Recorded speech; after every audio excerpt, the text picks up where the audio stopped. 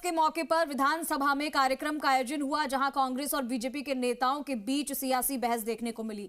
नेता प्रतिपक्ष टीकाराम जूली ने भाजपा पर संविधान को कमजोर करने के आरोप लगाए, तो संसदीय कार्य मंत्री जोगाराम पटेल ने उन्हें आपातकाल का दौर याद दिला दिया। इन सबके बीच में स्पीकर वासुदेव देवनानी ने कहा कि भारत के संविधान पर कहीं भी कोई भी खतरा नहीं है। देखिए रिपोर्ट।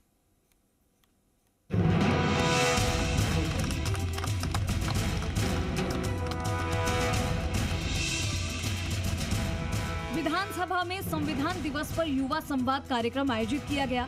नेता प्रतिपक्ष टीकाराम जूली ने केंद्र और राज्य की सरकार पर जमकर निशाना साधा। संविधान को कमजोर करने के आरोप लगाते हुए जूली यहां तक कह गए कि एसआईआर की आड़ में मतदाताओं के वोट काटे जा रहे हैं। और मैं समझता हूं ये जोगाराम जी मेरे से इसी चीज से नाराज रहते हैं, क्योंकि ये कानून मंत्री हैं और ये कानून में जहां भी गड़बड़ करते हैं तो मैं उस चीज को उजागर करने में पीछे नहीं रहता।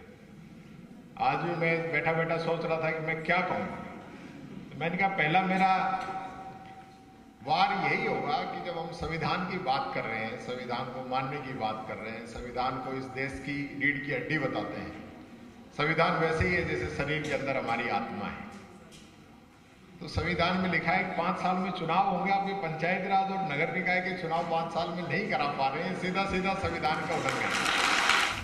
जूली के आरोपों पर संसदीय कार्य और विधि मंत्री जोगाराम पटेल ने पलटवार किया और पटेल ने भगवान राम से लेकर संविधान के निर्माण तक संस्मरण पटेल ने साझा किए। जोगाराम बोले, संविधान में भगवान राम का चित्र है, जबकि कांग्रेस भगवान राम को ही काल्पनिक मानती है।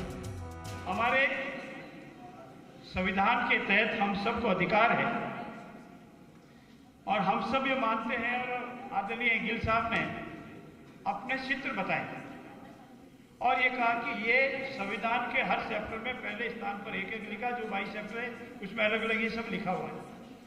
उसमें राम का चित्र है ना, मौलिक अधिकारों वाले चित्र में मर्यादा पुरुषोत्तम श्री राम का चित्र है। और हमारे कांग्रेस कहती है राम तो काल्पनिक है, राम तो हुए ही नहीं। अब किस बात को माने, टीकाराम जी जूली साहब की बात माने या कांग्रेस के वक्तव्य को माने? कांग्रेस बीजेपी की बहस के बीच स्पीकर वासुदेव देवनानी ने अंपायर की भूमिका बखूबी निभाई। उन्होंने साफ कहा कि भारत के संविधान को कहीं भी कोई खतरा नहीं है।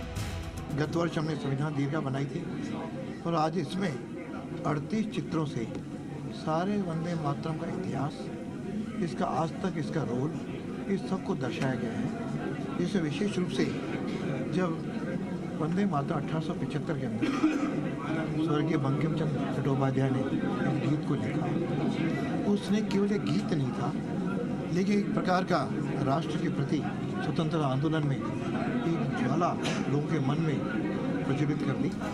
बहरहाल संविधान दिवस के मौके पर ही सही विधानसभा में लोकतंत्र की सच्ची तस्वीर देखने को मिली। यहाँ अभिव्यक्ति की आजादी थी, अधिकारों के प्रति जागरूकता का भाव था, तो कर्तव्यों के प्रति सीख। हम ऐसे दौर में जी रहे हैं जहां पर रोजाना कांग्रेस बीजेपी पर संविधान की हत्या के आरोप लगाती है, तो बीजेपी कांग्रेस पार्टी को 1975 का आपातकाल याद दिलाती है। ये भारत के संविधान की खूबसूरती है कि एक चाय बेचने वाला इस देश का प्रधानमंत्री बन जाता है और आदिवासी के घर में जन्मी हुई महिला इस देश की राष्ट्रपति है। बाकी पड़ोस के देशों का हाल देख लीजिए, जहाँ पर संविधान कमजोर था वो देश बिखरते चले गए और आज वहाँ के हालात क्या हैं। विविधता में एकता ही हमारे संविधान की ताकत है, जो हमें एक रखे हुए है और हमेशा एक ही बनाए रखेगी। कैमरा पर्सन ब्रजेश यादव के साथ बाबूलाल धायल, जी मीडिया, जयपुर।